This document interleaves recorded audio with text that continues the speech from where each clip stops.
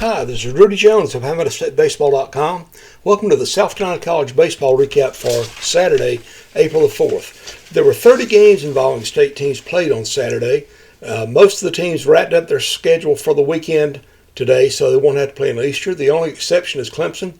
They'll be playing Game 3 of their series out in Stanford on Sunday.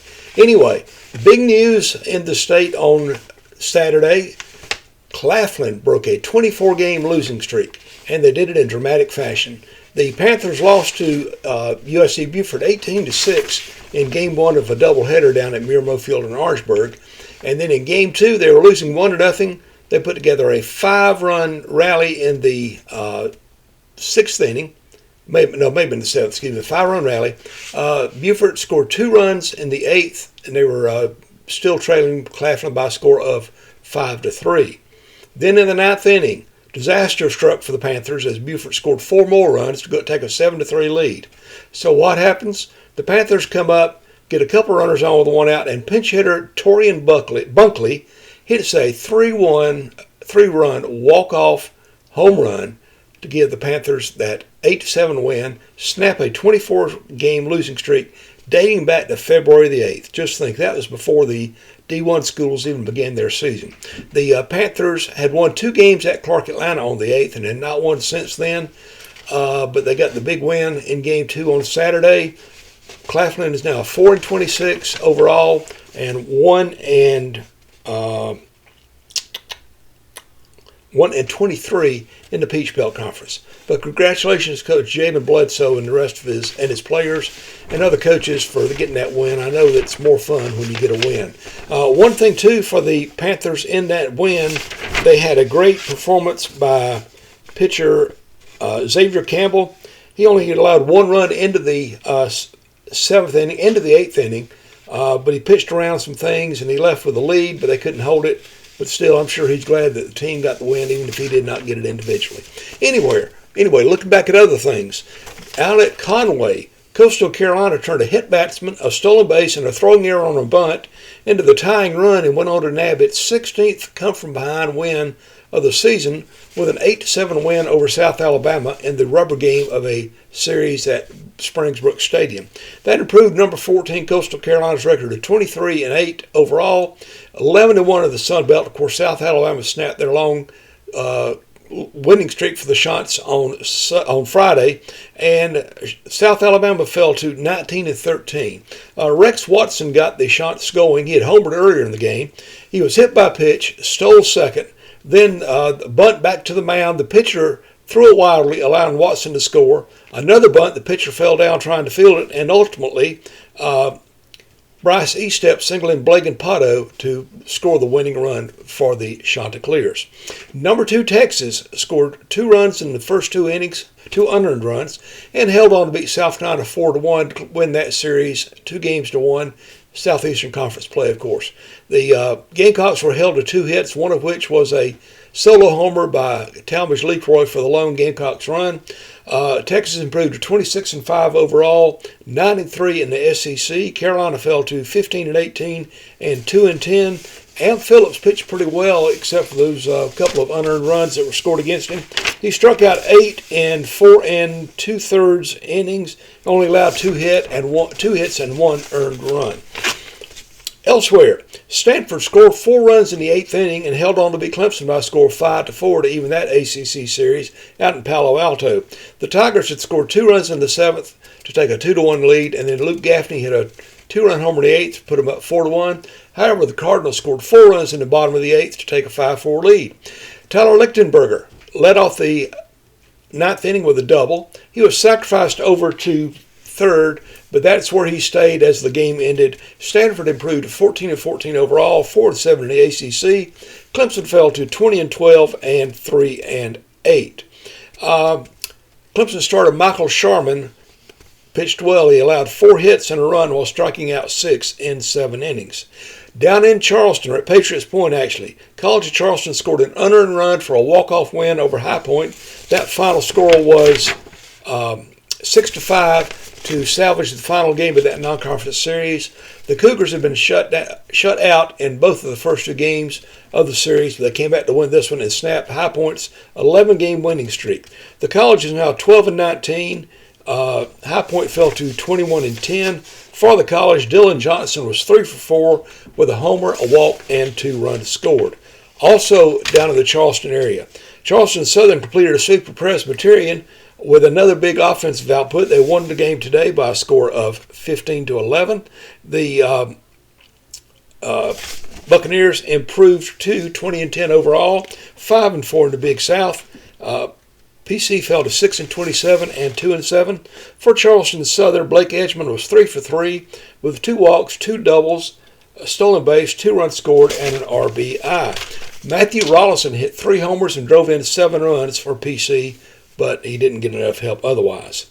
Up in Lexington, Virginia, Hunter Herndon's 2-run homer in the 9th inning allowed Wofford to tie the game, but VMI got a walk-off single from Seth Buchanan in the 10th to beat the Terriers by a score of 13-12 and had Wofford its first SoCon loss of the season.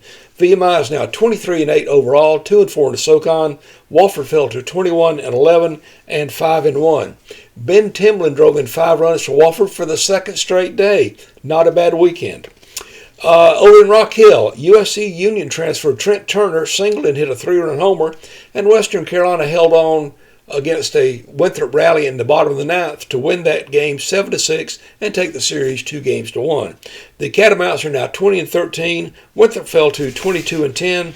For Winthrop, Jalen Hernandez was 2 for 3. He was hit by pitches twice, scored 2 runs, and drove in a run. Longwood broke a scoreless tie with a 3-run 7th and held on to avoid being swept by the Citadel, winning the Saturday game by a score of 5-1. The Lancers are now 19-13. The Citadel fell to 14-16. For the Citadel, Lane Tobin was 3 for 3 with a walk and a stolen base. In the final game involving a state Division I team on Saturday, Radford never trailed and out-hit USC Upstate 16-8 as they beat the Spartans by a score of 10-5 in the rubber game of that Big South Conference Series. The Highlanders are now 14-14 overall, 4-5 in the Big South. Upstate fell to 16-17 and 6-6. For Upstate, Henry Zener was 3 for 5 with a double and an RBI. In Conference Carolinas, big actions going on there. North Greenville continued its series against first place Young Harris with a doubleheader on Saturday, and now Young Harris is no longer in first place. North Greenville got a pair of walk-off wins to beat the Mountain Lions, sweeping them. Game 1 score was 5-4 in 9 innings. Game 2 score was 4-3 in 11 innings. And so now North Greenville moved past Young Harris into first place in the Conference Carolina standings. North Greenville is 32-7 overall, 20-4 in the conference. Young Harris fell to 28 and 19-5. So how did the wins come about? In Game 1, in the bottom of the 9th inning, Jan Pospisil hit a sacrifice fly and drove in the winning run. And then in the 11th inning of the nightcap, Joe Cash was a pinch hitter. He singled in Lane Magaha in the 11th inning to give the Trailblazers that win. So they're 1 game up on Young Harris in the standings. Down in Florence, Jimmy Coza's 2-run single gave Francis Marion the lead in the 3rd inning of Game 2, and the Patriots gained a split with UNC Pembroke in Conference Carolina's play. Francis Marion is now 30-8, 19-5 overall. They're now tied for second place with Young Harris. UNC Pembroke is 25-11 and 16-8. For the Patriots in Game 1, Logan Davis had 2 hits and drove in and scored a run. Game 2, Riley Orr had a single, 2 doubles, a run scored, and 3 RBI. Also in the Conference Carolinas, Shorter scored 5 runs in the bottom of the 8th inning after Erskine had scored 4 runs at the top of the inning, get a walk-off win over the Flying Fleet, 8-7 in Game 1 of a doubleheader, and snap Erskine's 7-game winning streak. But in Game 2, the Flying Fleet won by a score of 7-1. Stephen Kreiner had a homer and drove in 4 runs in that game. Erskine is now 20-20 overall, 14-10 in the conference. Shorter fell to 12-22 and 4-20. For Erskine in Game 1, Noah Hill had a single, 2 doubles, a run scored, and 3 RBI. Also in Conference Carolinas, Southern Wesleyan had another big offensive day, and they beat Shawan by a score of 18-10. The Warriors had 57 hits in 3 games up in Murfreesboro. Southern Wesleyan is now 14-25 overall, 8-6 in the Conference Carolinas. Shawan fell to 3-26 and 3-21, and the Braves are on a long losing streak. In the Peach Belt Conference, we have Oliver Zahn hit 3 home runs as Lander beat USC Aiken by a score of 7-5 to win the rubber game of that conference series at Dolney Stadium in Lander. The game went through in Greenwood. That game had weather delay in the 6th inning. It was one of about 4 games that I'm aware of that had weather delays, but nonetheless, Lander came back and got the win. The Bearcats are 22-16 overall, 15-9 in the conference. Aiken fell to 26-12 and 14-7. In the South Atlantic Conference, Newberry got a sweep of Lenore-Ryan to win that series 2-1. In Game 2, both teams were limited to 3 hits, but Jamar Lugo had a 2-run double in the 2nd inning for all the Newberry runs, and they held on for a 2-1 win. The Wolves got good pitching in both games of this doubleheader. In Game 2, Jake McGlenn went 4 innings. He allowed 3 hits, a run, and struck out 6. After the weather delay there, then they had a relief pitcher come in. Caden Hansen came in and closed it out with 3 hitless innings. In Game 1,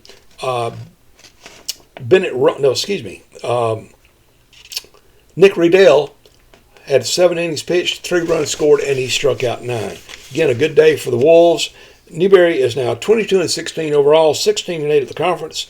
Lenore-Ryan fell to 26-8-1 and 16-7-1 in the conference. In Emory in Virginia, can't think of the date line right now. Anyway, Luke Alford and Matthew Lipsy drove in 4 runs apiece, and Coker took the rubber game of the series at Emory and Henry by the score of 13-5. For Coker, they are now 10-26 overall, 8-16 in the conference. Emory and Henry fell to 10-25 and 6-18. Also for Coker, Blake Baldwin was the winning pitcher. Went 7 1/3 innings, gave up 5 runs and struck out 7. But that was good for that. So he completed a 3-1 week for the Cobras in that. They've been struggling up until this week. In Anderson, Catawba bounced back from Friday's loss to sweep Anderson in a pair of games in the South Atlantic Conference. Game 1 score was 6-5, and that was involving a rain delay as well. And the Game 2 score was 8-2. For the Trojans, Levi Medford was 3 for 3 in a homer with Game 1. And in Game 2, Bryce Helms had a pitch hit home run. Catawba is now 28-7 overall, 20-4 in the conference.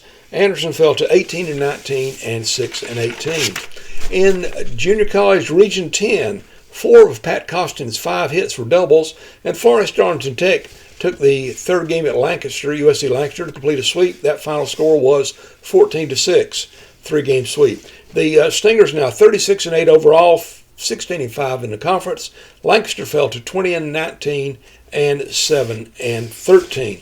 USC Union got a sweep of USC Salcahatchee with the Saturday win by a score of 14-0.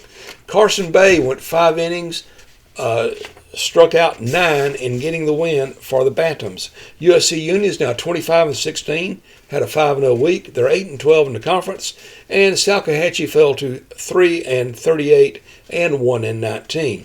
And in the final series involving the Region 10 team, first place Gaston College wrapped up a road sweep of USC Sumter with a 14-3 win over at Riley Park in Sumter. Gaston College is now 38-3 overall, 18-3 in the conference. USC Sumter is 23-14 and 11-9. For the Fire Ants, Easton Thorpe had a homer and drove in 2 runs.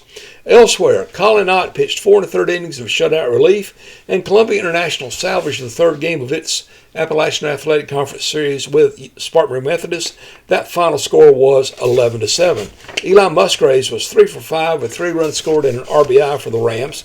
Columbia International is now 14-24 overall, 11-12 in the AAC.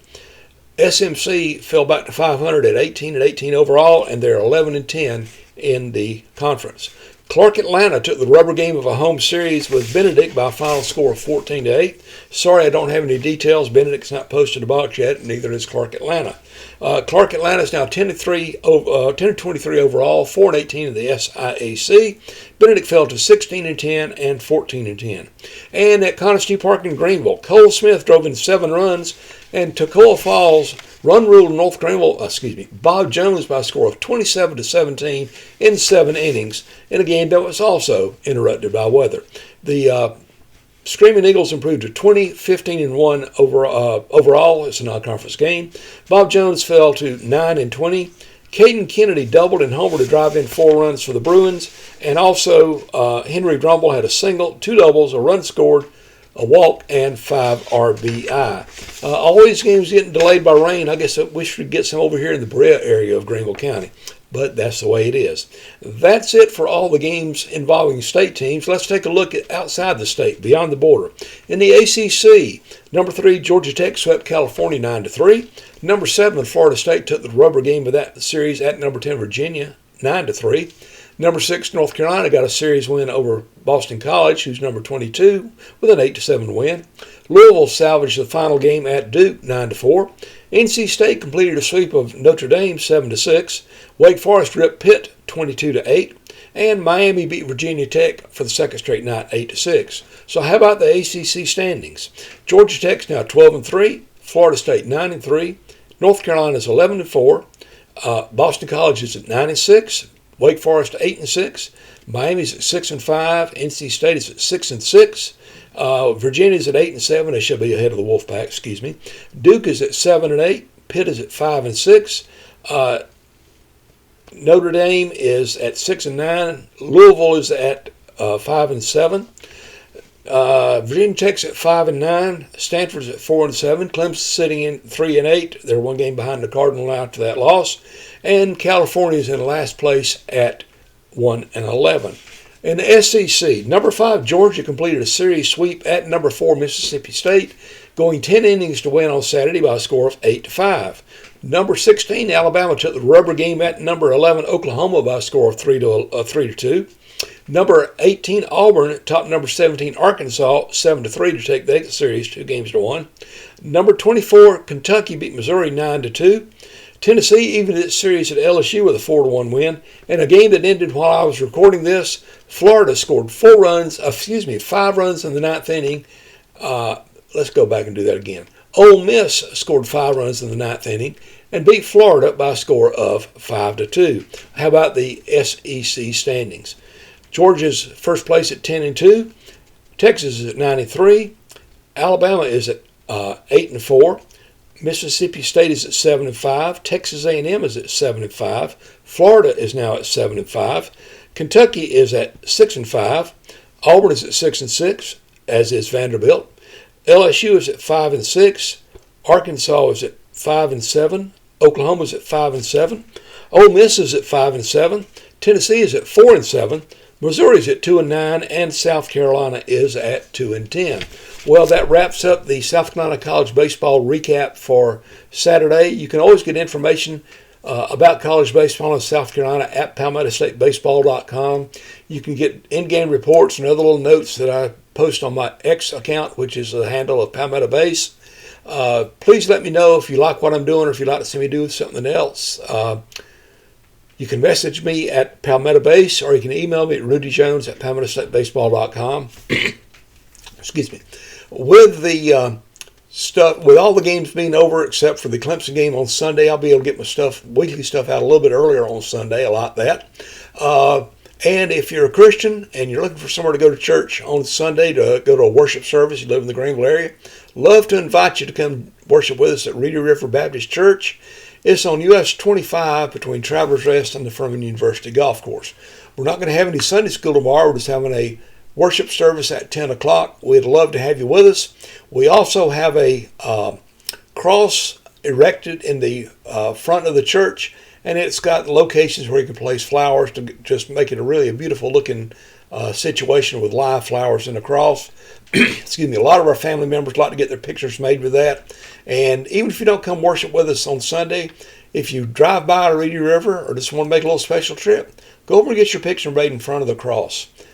Easter is a special day for Christians, and I hope you are a Christian. You get to think about what a special day it is. But for now, this is Rudy Jones of PalmettoStateBaseball.com saying good night. Jesus loves you.